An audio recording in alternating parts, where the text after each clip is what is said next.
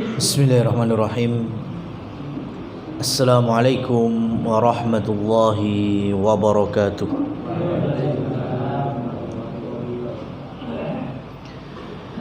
Innal hamdalillah nahmaduhu wa nasta'inuhu wa nastaghfiruh wa natubu ilaihi wa na'udzu billahi min sururi anfusina wa sayyiati a'malina may yahdihillahu fala mudhillalah wa may yudlil fala hadiyalah.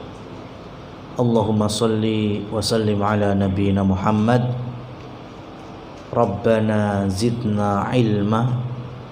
Allahumma inna nas'aluka ilman nafi'an wa rizqan tayyiban wa amalan mutaqabbala. Amma ba'du. Kaum muslimin muslimat jamaah dirahmati oleh Allah Subhanahu wa taala. Alhamdulillah, malam hari ini kita bersyukur memuji Allah atas karunia besarnya, yaitu mengumpulkan kita sekalian dalam kebaikan majlis ilmu, majlis zikir, khususnya pada Kamis malam kita ngaji dengan tema fikih ibadah, dan kita akan melanjutkan pembahasan bab sholat yang berikutnya dari kitab Minhajus Salikin. Kita akan masuk bab yang baru, yaitu sholatul khaufi, ya, sholatul khauf. Apa itu sholat khauf? Sholat khauf adalah sholat yang ditegakkan dan dikerjakan dalam kondisi yang mengkhawatirkan,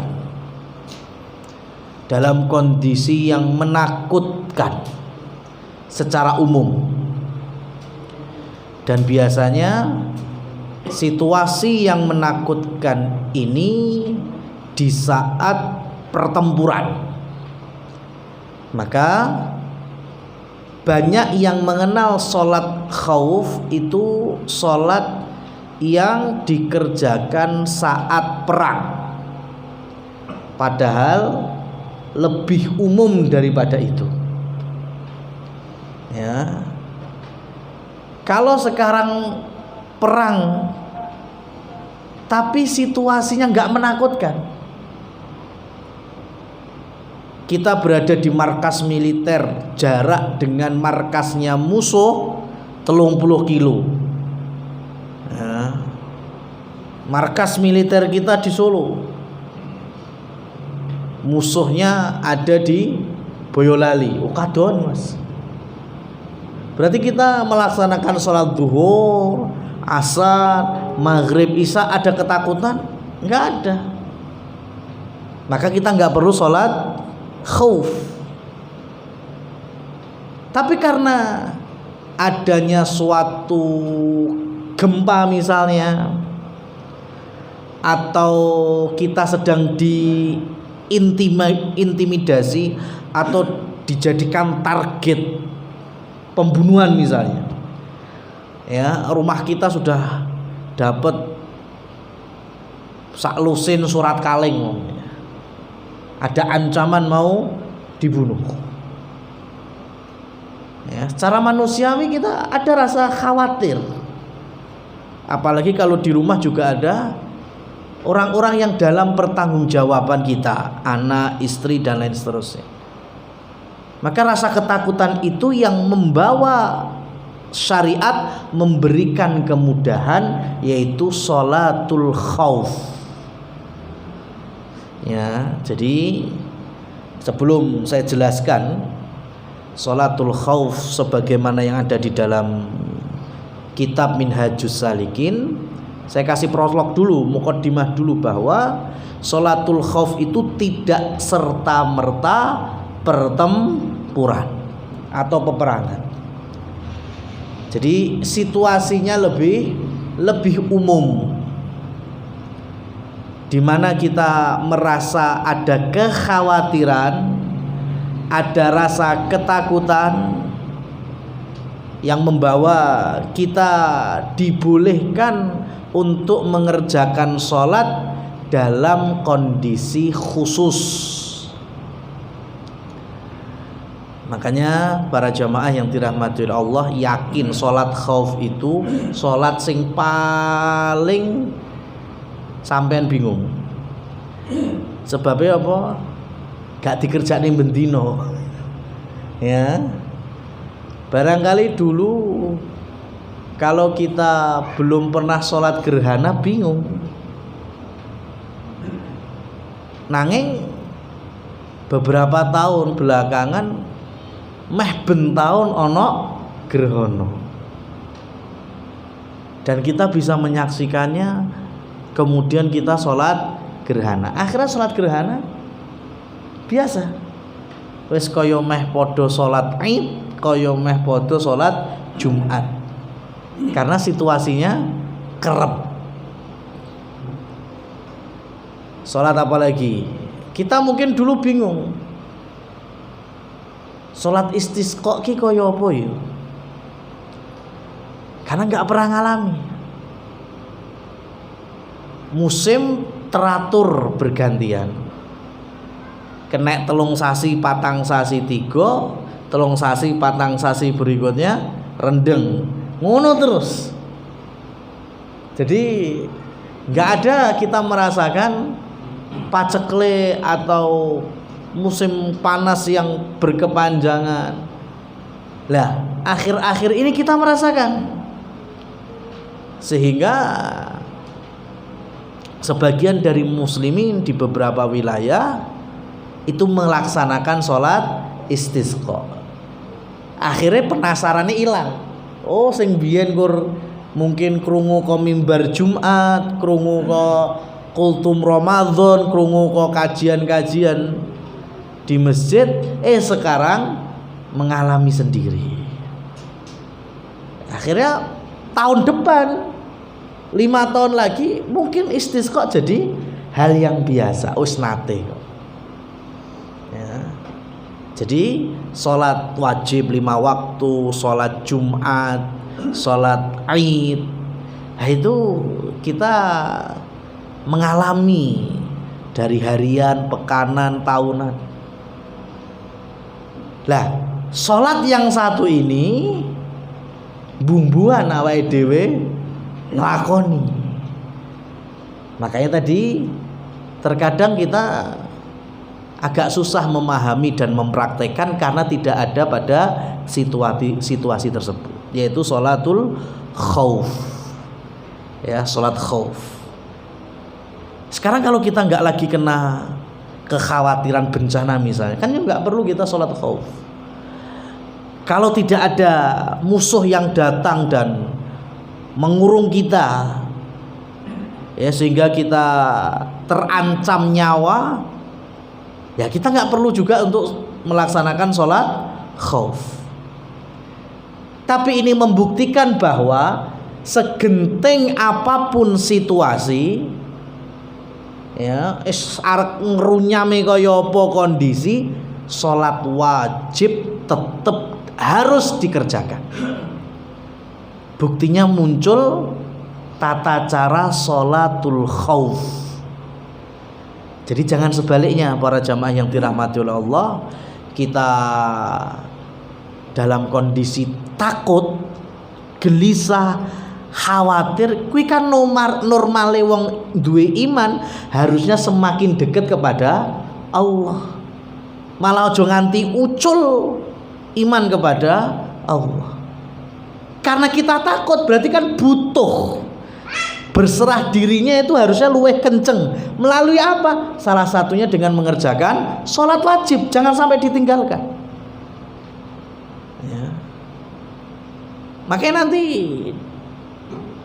di beberapa kitab fikih, kalau kita memakai fikihnya Abu Syuja misalnya, itu ada 3 cara sholatul khauf. Rata-rata fikih-fikih Syafi'iyah memakai 4 metode. Ada juga yang menyebut ada 6 metode. Dan metode terbanyak dari semua periwayatan hadis-hadis sholatul khauf itu ada 16 cara sholatul khauf. Ayo, wong awake dhewe siji ora dilakokne apa iso nganti 16? Ya, tapi catatannya bukan awake dhewe nglakokne apa ora, tapi saking Rasul sallallahu alaihi wasallam memotivasi umatnya dalam rasa takut itu berserah diri kepada Allah, ojo lali, ojo sampai nganti lali sholat wajibnya. Ya. Maka ada sahabat yang ketika salah satu di tengah-tengah pertempuran yang nggak tahu kapan selesainya saat itu, akhirnya sholat, tapi dengan cara-cara tertentu. Ya. Rukuknya nggak seperti rukuk biasa, sujudnya nggak seperti sujud biasa, sambil jalan, sambil gerilya, depis menjauh dari musuh, jebule nantinya jalan dekat, kemudian nebas musuh. Sholat itu padahal, tapi bisa menebas lehernya musuh sampai tewas. Padahal di satu sisi sedang mengerjakan sholat. Lah sholat apa itu? Ya ini tadi, sholatul khauf. Makanya ada 16 cara. Karena kita nggak tahu musuh di sehadapan dengan arah kiblat atau di lain dari arah kiblat, caranya beda. Kita sendirian atau kita berjamaah, caranya beda. Ya, kita dalam kondisi mukim atau sholat khaufnya dalam kondisi safar, caranya juga beda. Maka Rasul sallallahu alaihi wasallam memberikan 16 metode. Ya. Dan mungkin kalau kita peres ya kita nanti ambil 6 atau 4-nya saja. Ma'asyiral muslimin wal muslimat rahimani wa rahimakumullah. Kita murojaah sebentar terkait dengan asal gerakan sholat. Ya, asal gerakan sholat itu dibangun seperti apa? Rasul sallallahu alaihi wasallam bersabda, "Sholli qa'iman, fa illam tastati fa qa'idan, fa illam tastati fa sholli ala janbi." Sholatlah dalam kondisi berdiri. Berarti asal sholat harus dengan berdiri. Ini yang dimaksud dengan sholat wajib. Kalau nggak mampu, maka sholatlah dengan duduk. Kalau nggak mampu dengan duduk, maka sholatlah dengan bertumpu badanmu yang sebelah kanan, miring, nengen. Kaya wong lek pas dikuburne neng lahat diadepne arah kiblat lah, seperti itu. Kalau itu pun juga nggak bisa, monggo silakan. Mau berbaring, mau hanya pakai isyarat, yang penting sesuatu yang mengarahkan kita untuk melaksanakan sholat. Ya, jangan sampai kita tinggalkan. Nah, maka nanti kalau ketemu sholatul khauf, jangan kaget karena ada yang dilakukan berdiri, ada yang dikerjakan duduk, ada yang dikerjakan dengan berbagai macam bentuk, karena menyesuaikan kondisi. Ngadeg misalnya, ya mungkin belum terlalu dahsyat pertempuran, masih bisa merespon dengan baik, bisa mampu berdiri. Kalau peperangannya sengit atau kekhawatiran kita terhadap bencana alam juga sengit, ya, kalau berdiri mungkin iso ketiban bangunan mengharuskan kita sholat duduk, ya berarti duduknya juga karena adanya udzur tersebut. Ya, jadi sekali lagi prinsip sholat wajib dilakukan dengan berdiri. Sholli qaiman, salatlah dengan berdiri. Ya. Jamaah yang dirahmati oleh Allah Subhanahu wa taala, ini menjadi masukan beberapa kasus di lapangan. Ya. Hari-hari ini kan sudah banyak kaum muslimin yang bergerak hati dan melangkahkan kaki ke masjid. Ya, termasuk orang-orang yang punya sakit menaun. Ya, kemudian sampai terkadang di masjid sudah ada wakaf kursi atau memang bawa kursi dari rumah. Ya, itu sudah banyak kita dapati di masjid-masjid kaum muslimin. Lah tolong mereka yang mampu berjalan,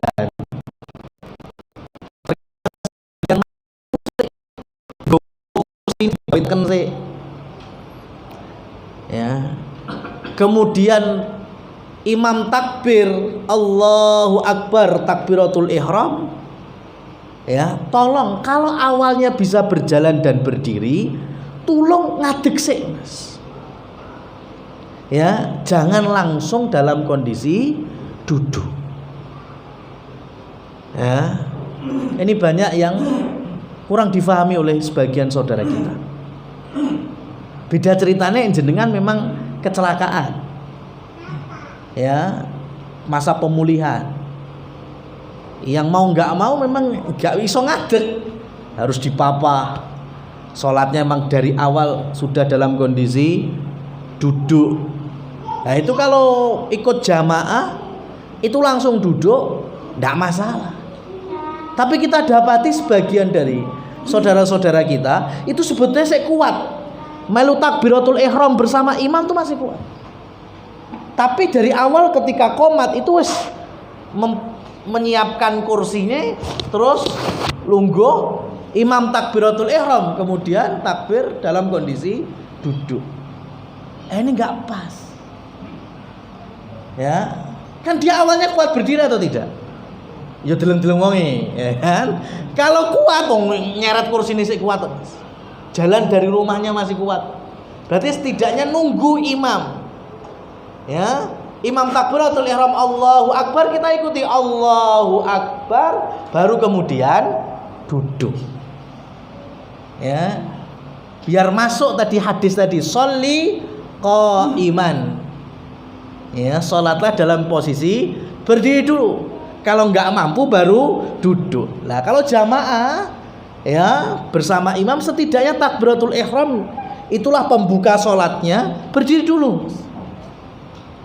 Ya, berdiri dulu. Baru kemudian habis takbiratul ihram ya sambil mendengarkan Al-Fatihah imam baru duduk nganti salam ora apa-apa. Ya, jadi bukan dari awal langsung duduk, kecuali memang orang-orang yang sudah nggak bisa berdiri, mungkin yang masjid di papa, ya, atau mungkin memang ya sudah jenenge wong ya kita bisa menilai sendiri lah. Orang masih punya kekuatan ngadeg sauntara, mbek orang yang memang sudah nggak punya kekuatan untuk berdiri. Nah, kita lanjutkan. Dalil sholatul khauf itu diantaranya ada dalil khusus yang ada di dalam Al-Quran. Kita ambil yang Al-Baqarah terlebih dahulu, dari ayat 238 sama 239, tapi dimulainya dari 237. Saya bacakan dulu ayatnya. Wa in talaqtumuhunna min qabli an tamassuhunna wa qad faradtum lahunna fariidhah fanisfu ma faradtum illa an ya'funa aw ya'fu alladhi biyadihi 'uqdatun nikah wa an ta'fu aqrabu littaqwa wala tansawul fadla bainakum innallaha bima ta'maluna basir. Kemudian ayat ke-38-nya, hafizu 'alas salati was salatil wusta wa qumu lillahi qanitin. Baru intinya, fa in khiftum, jika kalian takut. Nah, kita pretelin dulu dari ayat yang 237.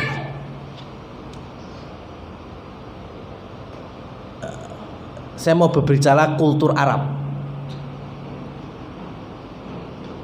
Contohnya dari Nabi Muhammad SAW. Nabi Muhammad itu menikah dengan Aisyah radhiyallahu anha, putri Abu Bakar. Itu akadnya sebelum hijrah. Akadnya sebelum hijrah. Dan Rasul SAW berumah tangga dalam arti omah-omah, ya, menggauli atau ngumpuli Aisyah itu nanti ketika Rasul SAW hijrah. Ya, kalau dalam riwayatnya jarak antara Nabi akad dengan Aisyah dan berumah tangga dengan Aisyah di Madinah itu 3 tahun. Ya, dan itu tidak dilakukan oleh Rasul SAW sendiri, tidak. Banyak orang Arab yang modanya seperti ini. Hari ini akad, tapi resepsinya atau berumah tangga gauli istrinya itu bisa tahun ngarep, bisa setengah tahun nih. Ya, itu terjadi dari zaman dulu sampai hari ini.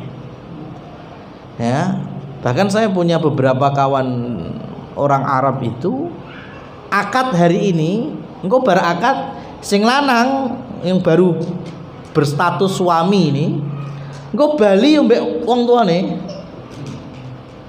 Yang perempuan yang baru statusnya istri, engko yo bali mbek wong tuane. Lah terus kapan kumpule? Ya mungkin bar resepsi sok 3 sasingkas, 4 sasingkas. Itu kultur. Nah iki lek ning nggone dhewe mesti ra kanggo. Ya jadi biar jenengan enggak kaget. Kalau kita jam 8 akad, jam 10 resepsi, bengine wis malam pertama. Ya, itu kultur kita. Ya enggak ada salahnya. Wong ini kembali ke adat. Kalau di Arab itu masih usum seperti itu. Habis akad, ya sebelum resepsi dan berkumpul antara suami dan istri itu ada jarak waktu beberapa bulan. Jadi apa istilahnya bocah saiki Mas? LDRC. Ya, meskipun statusnya sudah sah suami istri. Ya kalau hari ini biasanya terkendala karena mahar yang mahal. Kalau hari ini, kalau zaman biyen ya nggak tahu ya. Jadi selama si suami atau si laki belum melunasi mahar, ya belum bisa resepsi dan belum bisa ngumpuli istrinya. Itu membutuhkan waktu iso sasen-sasen. Lah kalau kita kan memang ringkes, Mas.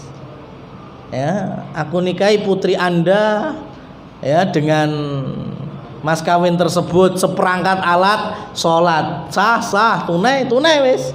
Isine sajadah, ruku, Quran. Wong Arab yo meh padha. Ya, aku nikahi putri Anda dengan mas kawin seperangkat alat sholat, tapi masjid mlebu. Ya kan? Masjid ke alat sholat ya. Ya, sing wedok njaluk dibangunke masjid. Nah, seperangkat alat sholat juga itu. Ya, kursak masjid. Nah, itu masalah kuwi. Ya, lek sajadah langsung. Yang tempat pusat oleh-oleh haji umrah hari itu bisa dibeli ya, gawe masjid yo iso 2 sasi, 3 sasi. Ya, sehingga memang ada jarak waktu. Nah, bisa dipahami ya ini ya perbedaan ya. Nah, sekarang saya masuk ayatnya tadi.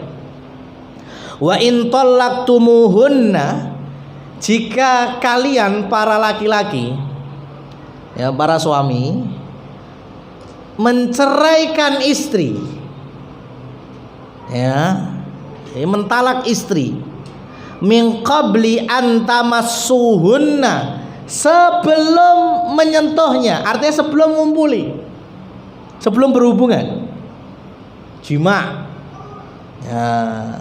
Lah kok iso? Lah ini tadi karena jarak umpamane 6 sasi setahun, itu potensi perceraian ada apa enggak? Ada. Ya, nikah tapi enggak langsung hidup bareng. Ya, wong sing nggone dhewe wae sing langsung hidup bareng ya 2 sasi bar kuwi cerai ya enek. Apalagi ini yang ada jarak panggon, jarak waktu, jarak macam-macam. Ya. Contoh yang paling real ya Rasul Shallallahu Alaihi Wasallam sendiri. Beliau akad dengan Aisyah di Mekah, tapi baru 3 tahun berikutnya baru Rasul berumah tangga dengan Aisyah, dalam arti berumah tangga ya suami istri yang sesungguhnya ya di Madinah. 3 tahun. Ya, itu kan potensi masalah bisa apa meneh zaman saiki. Ya. Nah, maka syariat menyebut kalau kalian menceraikan istri kalian sebelum kalian mengumpulinya, waqad faradtum lahunna fariidhah, padahal kalian sudah mendapatkan kewajiban. Apa itu? Kan namanya nikah kan kewajibannya mahar, mas kawinnya. Ya, fanisfu ma faradtum. Maka dalam fikihnya si laki-laki berhak menunaikan separuh dari maharnya. Umpama nih mas kawin ini 10 juta, coro duit gitu ya, 10 juta rupiah. Kemudian cerai, istrinya dicerai, padahal belum diapa-apa no. Maka melalui ayat ini si suami boleh untuk menyerahkan hanya separuhnya saja. Berapa jadinya? 5 juta rupiah. Ya, ini hukum asalnya. Tapi ayatnya belum selesai.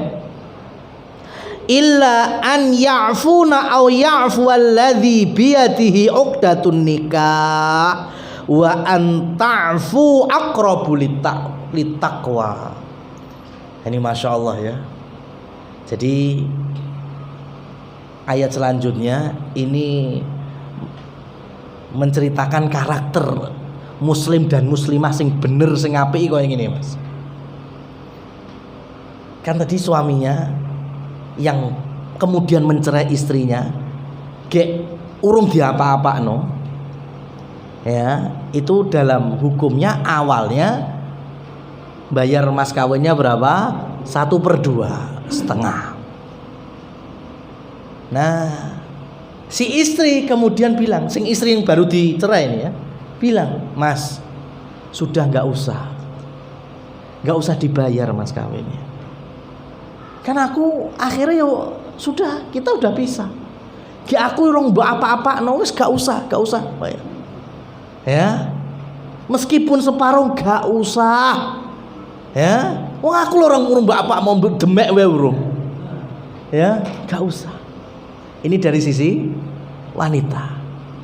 Dari sisi laki-lakinya orang ngono deh. Kapak-kapak no meskipun 2 sasi tetep aku wis nate dadi bojomu. Aku wis ngucapne akad di depan walimu. Jangankan cuma separuhnya, tetep tak lunasi 100%. Wis, tetep aku kasih kepadamu 10 juta. Wis, terserah rambut diopo. Ya, gitu. Makanya tadi ya, siapa yang berlaku seperti ini aqrabu littaqwa, itu yang lebih dekat dengan ketakwaan. Kan enak kayak gini. Orang malah podo golek salahnya masing-masing. malah ngungkit sing tambah dawa orang genah. Ya, lihat karakter orang beriman. Makanya As-Syaikh As-Sa'di rahimahullah kemudian dinukil oleh muridnya itu Syekh Shalih Utsaimin menyebutkan bahwa dalam kita hidup ini bermuamalah atau berinteraksi itu modalnya ada dua interaksi kita. Ada yang bil adli, dengan adil, itu hukumnya wajib. Ya, kita berinteraksi bersosial dengan adil kan wajib. Dan yang kedua bil fadli. Yang pertama bil adli, yang kedua bil fadli. Bil adli itu dengan adil. Umpama ya jenenge kita berinteraksi terus kejewer, awake dhewe bales jewer, itu ndak apa-apa. Itu namanya masih adil. Tapi awake dhewe dijer terus bales jewer tangane, mbek sikile awake dhewe nyelentak. Lah itu yang nyelentak zalim namanya. Jewernya adil, wong adil dijewer kok. Bales jewer kan adil, sepadan. Tapi lek awake dhewe jewer plus sikile jejeg, berarti jejeke itu yang zalim. Ya, di situ berarti yang dibenci oleh syariat. Jewernya sih enggak apa-apa, padha kok, sepadan. Tapi kalau ternyata kita dijewer kok memaafkan orang yang jewer, berarti masuk yang kedua, bil fadl. Ya, kita ini berinteraksi dengan manusia dengan keutamaan, adab-adab yang penuh fadilah yang ada di dalam syariat Islam ini. Nah, seperti hanya tadi kasusnya, kan keadilannya gimana? Si suami membayar separuh mas kawin, tapi si mantan istri gak usah wis aku sik ya sik ting-ting kok ora murung mbok apa-apakno kok. Rasa-rasa gitu. Tapi yang laki-laki ora, tetep meskipun 2 minggu tetep nanti dadi bojo kowe. Ya kudu tak bayar mas kawine, ora kur separuh. 100% lunas pokoknya. Nah ini. Ya, makanya kemudian lanjutan ayatnya wala tansawul fadla bainakum innallaha bima ta'maluna basir. Janganlah kalian meninggalkan keutamaan, akhlak-akhlak yang utama di antara kalian. Nah, di sini para ahli tafsir memberikan pelajarannya adalah ini kan ceritanya wis omah-omahan apa urung ki mau. Dari kronologi ya, omah-omahan dereng. Urung omah-omahan wae itu tidak meninggalkan fadilah, keutamaan antar mereka. Seiso apik, Mas. Kuwi sing urung omah-omahan yang masih asing antara suami dan istri. Apa meneh sing wis urip tahunan bareng. Harusnya ini juga dikedepankan. Saling memaafkan, ya, saling memberikan samaha. Bukan kemudian sebaliknya. Ya.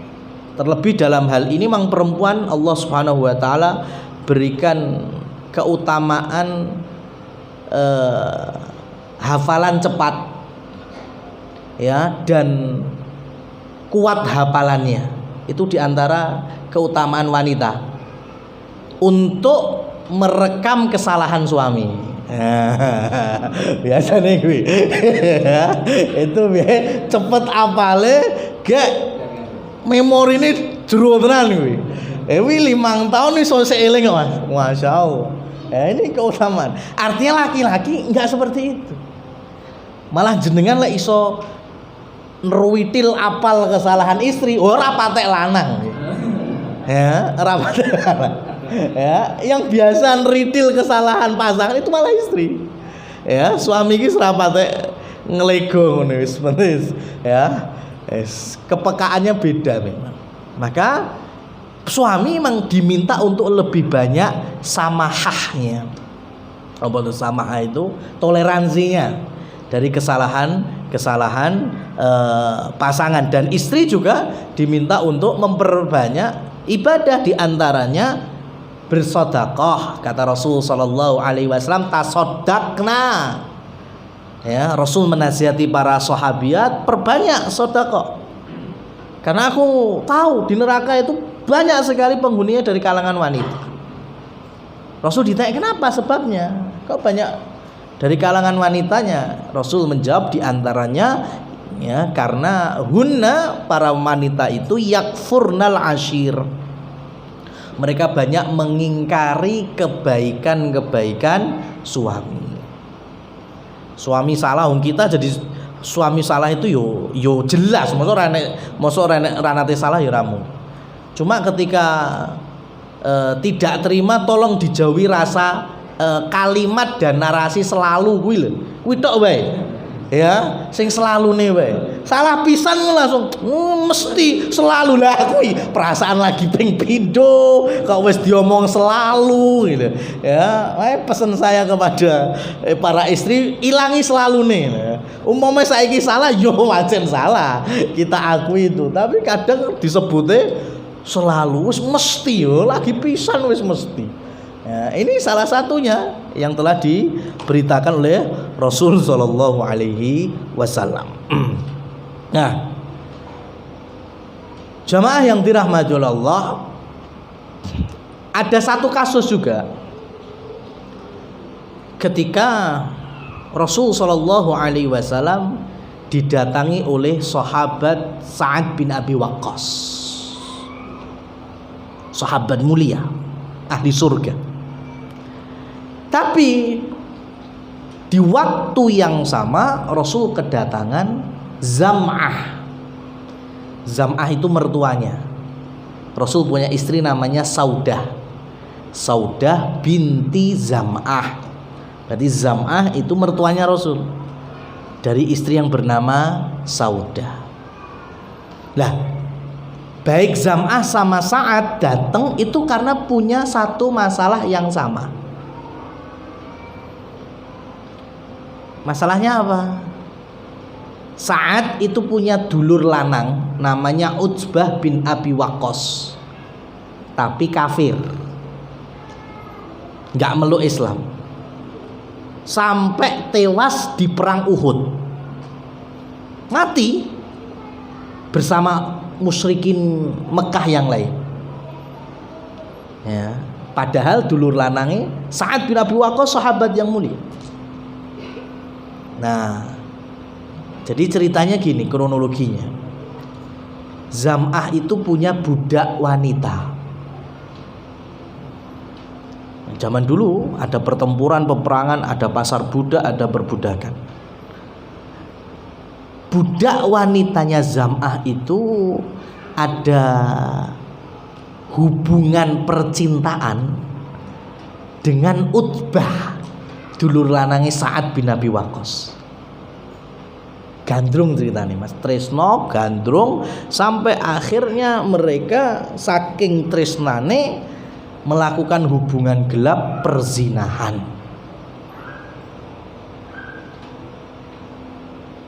Gek bareng ngono, budak perempuannya Zam'ah ini hamil dan melahirkan bayi hasil zinanya dengan Utsbah bin Abi Waqqas. Ya. Utsbah ngerti kuwi anake. Maka ketika detik-detik kematiannya di perang Uhud, ketemu Sa'ad, dipeseni. Ya, Sa'ad dulurku, aku ki duwe anak saka budake Zam'ah. Ya, umurku gak ono neh iki. Njaluk tulung supaya anaknya dari perzinahannya itu diemong dalam tanggung jawab Sa'ad bin Abi Waqqas. Itu pesennya. Dan orang Arab biasa, Pak, lek enek ayah meninggal berarti anaknya yatim, maka pertanggungjawaban anak yatim kepada siapa? Saudara laki-laki ayah. Iki kan dulur lanange Utbah siapa? Sa'ad bin Abi Waqqas. Dan benar, setelah itu Sa'ad bin Abi Waqqas datangi keluarga Zam'ah meh njupuk bayike Utbah mbek budake Zam'ah. Lah Zam'ah yo ora trimo le. Kowe kuwi sapa? Lah kuwi iki lahir, bayi kuwi lahir, kuwi budakku sing lahirne. Oh, budak itu milik sapa? Budak mesti milik tuannya. Lah, ya tapi dulurku lanang pesen ngono. Ah iki ra iso iki. Era barbar iki. Wis sekarang kita cari keadilannya, temui Rasul sallallahu alaihi wasallam. Maka akhirnya Rasul didatangi dua orang ini. Nah, dua orang ini kemudian bercerita Rasul sallallahu alaihi wasallam mengadili dengan hadis beliau, al-waladu lil firash walil ahiril hajar. Al-waladu lil firash, bayi atau bocah itu miliknya yang melahirkan. Sapa sing lahirne? Ya ibuke. Walil ahiri, dan bagi yang menzinainya, berarti Utbah yang sudah tewas tadi, al-hajar, enggak entuk apa-apa. Ya, dia enggak dapat apa-apa. Entuk ekor watu. Watu ini apa terus? Ya, kalau muslim beriman pengen ditegakkan hukum karena berzina, watune dienggo ngepruk, rajam. Ya, tapi kan kafir ya. Berarti di sini bayinya milik siapa? Milik ibunya, dan ibunya milik siapa? Zam'ah. Berarti Sa'ad bin Abi Waqqas enggak berhak untuk ngomong anake Utbah. Nah, hari ini kita nggak ada perbudakan, tapi para ulama mengkiaskan kondisi ini dengan kasus yang terjadi di zaman sekarang. Ada suami istri sah, kemudian istrinya selingkuh dengan pria lain, sampai berzina, terus hamil, melahirkan anak. Pertanyaannya sama, anak kuwi terus sing tanggung jawab sapa? Ya kan? Nah, maka jawabannya dua, Mas. Kalau kasusnya hari ini, suaminya yang pertama bersikap memaafkan istrinya.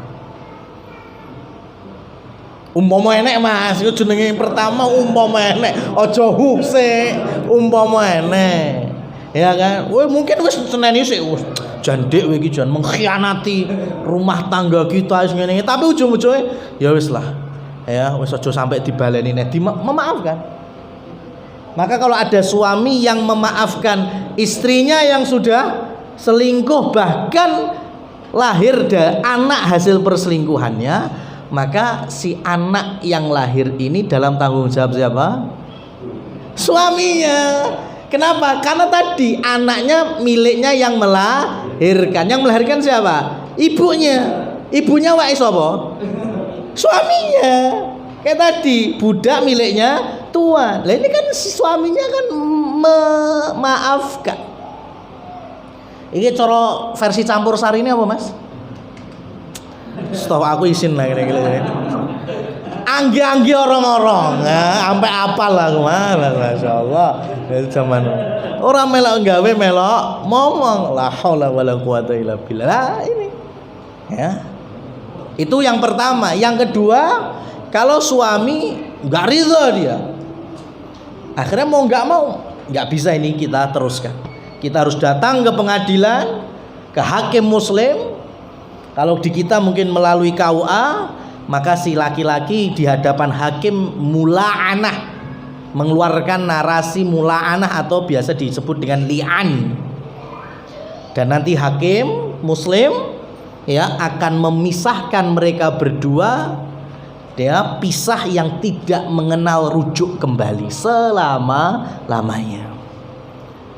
Karena kalau cerai satu, cerai dua itu ada istilah rujuk. Tapi kalau li'an atau mula'ana udah nggak bisa lagi, pisah selama-lamanya, nggak bisa digaduk nih.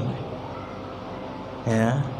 Karena suami itu kalau sampai menuduh istrinya berzina tanpa ada bukti dan saksi, dosa besar. Ya, qadzaf, dosa besar. Tapi iki kan jelas wis metu, Mas.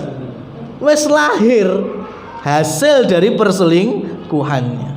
Maka suami berhak untuk mengambil keadilan dalam hukum Islamnya, meli'an istrinya. Wallahu a'lam bissawab. Kita cukupkan sampai di ayat ini, kita lanjutkan pembahasannya di pertemuan berikutnya. Subhanakallahumma wa bihamdika asyhadu an la ilaha illa anta astaghfiruka wa atubu ilaik. Wassalamualaikum warahmatullahi wabarakatuh.